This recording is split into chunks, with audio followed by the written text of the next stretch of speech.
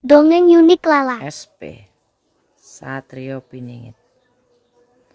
Sang leader menika ada yang menyebutnya sumber ilmu. Kalau saya menyebutnya sumber ilmu baru. Kenapa? Karena SP datang dari jagat anyar, zaman baru, yang pengetahuan dari sana jarang sekali yang mengetahuinya. Pengetahuannya di zaman baru yang akan datang menika datang lebih awal. Pengetahuannya datang lebih awal, paling awal mungkin dari yang lainnya.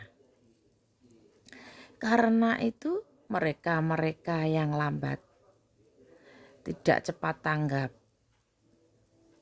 sulit sekali memahaminya, atau mungkin jika nanti pengetahuannya datang yang tersebar meluas ke seluruh negeri ini, yang bisa ditangkap oleh para linueh yang banyak bertebaran di YouTube niko. Channel-channel berisi pengetahuan baru dari masa depan, itu karena sumbernya dari sang leader meniko. Mereka tidak tahu, pengetahuan mereka tidak dapat dari mana, sehingga tiba-tiba tercerahkan atau petunjuk lewat mimpi dan sebagainya, masing-masing jarang yang sama, tapi intinya adalah sama, berisi pengetahuan baru yang belum pernah ada di zaman akhir menika. Kalau literasi bisa didapat dari mana saja, tapi pengetahuan baru yang belum pernah, tidak bisa dibayangkan, atau dari peradaban baru yang akan datang, jarang sekali orang memahaminya, terutama oleh yang lambat jalannya. Karena konon sang leader menika sangat cepat, entah cepat dalam segala hal, dalam pemikiran atau tidak terdeteksinya sepak terjang beliau, tapi bisa ditangkap oleh orang-orang atau jiwa-jiwa pilihan yang meyakininya dan mempercayainya dan mendapat petunjuk darinya. Nya yang maha kuasa, Nya Satrio Piningit. Banyak yang belum siap, bahkan tidak siap, karena sang Satrio menika bisa merubah suhu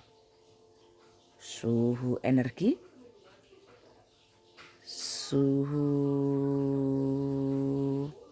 berlapis, yang berlapis artinya, sehingga membuat suhu badan kita berubah karena mempengaruhi alam sekitar. Suhu yang ditimbulkan oleh Satrio Piningit mempengaruhi alam sekitar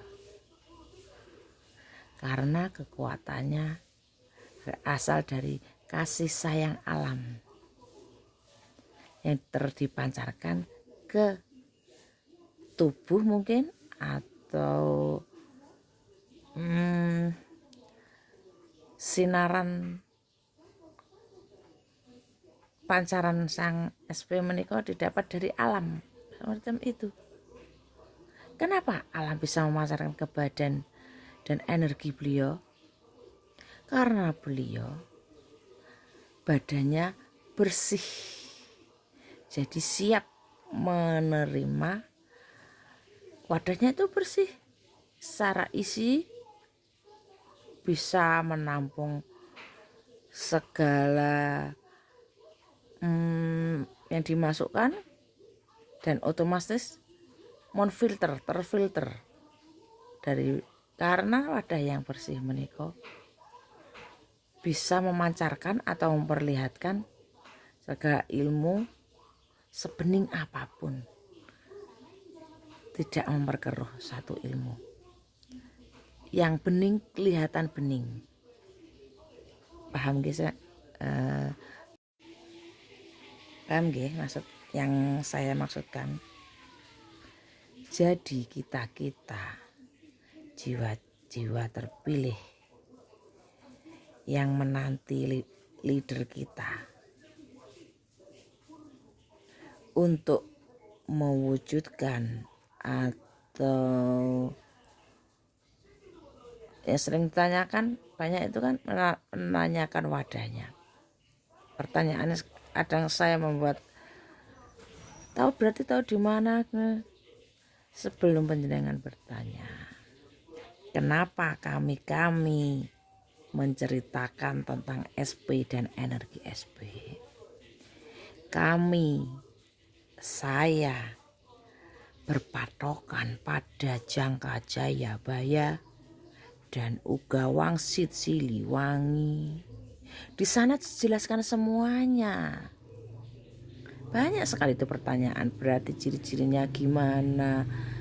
Itu kan tandanya sampean tidak mempelajari kitab sepuh meniko. Dimana ya jenengan kan sopo internet. Deketek itu kan banyak. Isi Jangka Jayabaya, isi Uga Wangsit Siliwangi, itu kan nanti ada disebutkan bait-baitnya.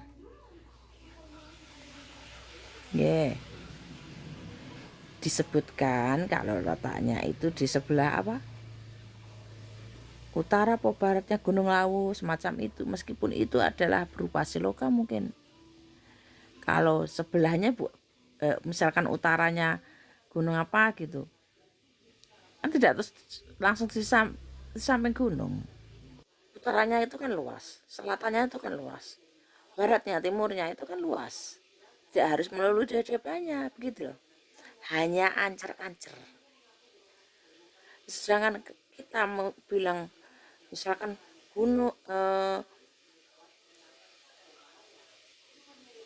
Lintang Kemukus dari arah tenggara dari mana dulu, kan seperti itu. Makanya di jangka tersebut disebutkan, misalkan ya, asal sendiri nggak hafal, tapi kalau disebutkan ya ingat gitu loh. Arti utara Gunung Lawu gitu kan luas, utaranya Gunung Lawu ya, hanya sebagai patokannya adalah Gunung Lawu, semacam itu. Tidak harus Gunung Lawu, kan begitu saudara. Mengukur timur tenggara selatannya satu arah, harus ada patokannya yang dipakai dari mananya, kan semacam itu. Sedangkan kalau ditanya ciri-ciri, nah Jangka sudah ada. Berparas Krishna, berwatak Baladewa. Kenapa Krishna? Ciri khas utama Krishna itu apa ya? Dilihat. Yang di tokoh-tokoh kan itu banyak di film-film. Bukan berarti itu gitu kan. Dan yang orang dikasih apa? Kalau mau lihat Krishna yang dilihat apa? Kan selalu tersenyum. Wajahnya adem, mendamaikan, enak dipandang, begitu loh saudara. Ramah, penuh senyum, enak dipandang, tutur katanya lembut, sopan santun, berbudi pekerti, unggah-ungguh. Yang terlihat kan seperti itu. Penampakannya seperti Krishna. Dan sifatnya atau kedalamannya seperti Baladewa. Tegas, setia kawan, satu prinsip, kalau A ya A, B ya B. Siapa yang mengganggu, ditawur, dianggap tidak benar atau suka merecok, mengganggu dia. Garis besarnya Dan ada disebutkan melawan sambil tertawa. Tapi para pengaku menika sering biar diarani sang SP menika tertawa nggak jelas di konten orang, biar diarani seakan-akan aku tertawa. Konyol sederek. Tertawa melawan sambil tertawa itu bukan melawan teman sendiri atau melawan konten-konten. Yang dilawan itu penguasa yang zalim, karena dia dibenci, tidak disukai kemunculannya oleh para koruptor dan penguasa zalim meniko. Dia karena berani melawan sambil tertawa, tidak takut apapun, itu loh. Bukan kok melawan sambil tertawa, ngelawan semua yang punya konten membahas SP sambil tertawa kayak orang gila gitu. Orang gila itu kalau sambil tertawa. Mungkin gila stres bercita-cita jadi SP itu. Sibuk melawan, latah. Bukan latah sederek. Dia itu calon pemimpin manusia, tidak mempunyai sifat yang konyol seperti itu. Kalau punya sifat humor, oke. Tapi bukan konyol. Kabeh konten sing membahas SP dilawan, tertawa terbahak-bahak, gilani. Bukan seperti itu. Segala sifat yang mulia, saya bilang sifat yang mulia itu beliau sifatnya lebih baik dari sifat terbaik kita, ngono. Saya sudah sebutkan rumusan saya dalam menilai SP adalah dari sifat kita, bukan kok kita merasa SP lalu sifat kita bukan. Jika kamu merasa sifat terbaik kamu, beliau itu lebih baik lagi, ngoten loh. Jika kamu baik karena amalnya, berarti beliau amalnya lebih baik, begitu loh. Ora kok sampai nek dhewe ngertekno konyol lawan konten-konten diparani aparat paling wis ngerti udan ae ngiyup kok ada gaya-gaya. Kalian para manja tidak usah ngaku SP, nyinyir tuh orang yang kurang pergaulan. Orang-orang yang kakek ngeyel itu karena kurang pergaulan. Mana lihat ada yang pergaulan atau banyak pengalaman suka ngeyel luang? Gak ada, karena mereka lebih mengutamakan praktek daripada teori. Ora syukur ngeyel. Setiap informasi itu dianggap adalah ilmu untuk dijadikan pertimbangan dari pengetahuannya atau tambahan. Kok syukur ngeyel, menasehati biar di seakan-akan bijaksana, seakan-akan jadi penasehat. Nasehati orang dakwah neng gini uang, channel orang ceramah kok uang gendeng. Siapa yang butuh gitu loh. SP menika konon tidak ora kakek cangkem, tapi kerja prakteknya nyata, tidak diketahui tiba-tiba terwujud seperti itu.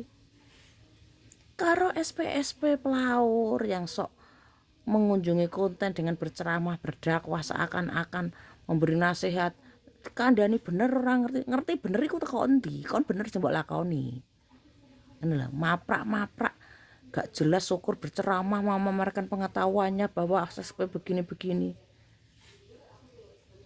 Lah, njak kok sopo? Kalau saya misalkan menceritakan demikian, karena ini di video saya akan mendatangi kontennya orang menceritakan pengetahuan saya.